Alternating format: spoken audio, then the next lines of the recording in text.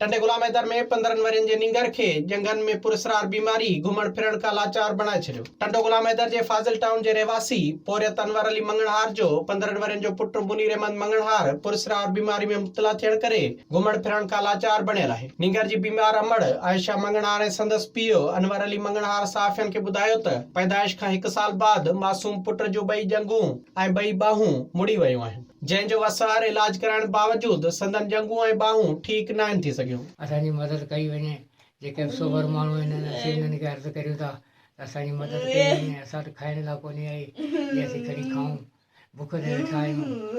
बसि को आहे त केरु ॾे थो खुदा करे त खाऊं था, न त ईअं वेठा आहियूं। पाण बीमार आहियां, घर में खाइण लाइ केरु करण वारो कोन्हे, घर वारो बि बीमार आहे।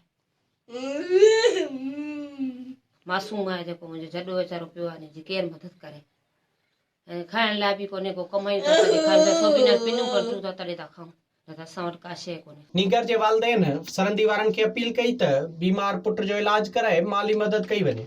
विज़िट कयो अवामी आवाज़ मीडिया ग्रुप जी वेबसाइट awamiawaz.pk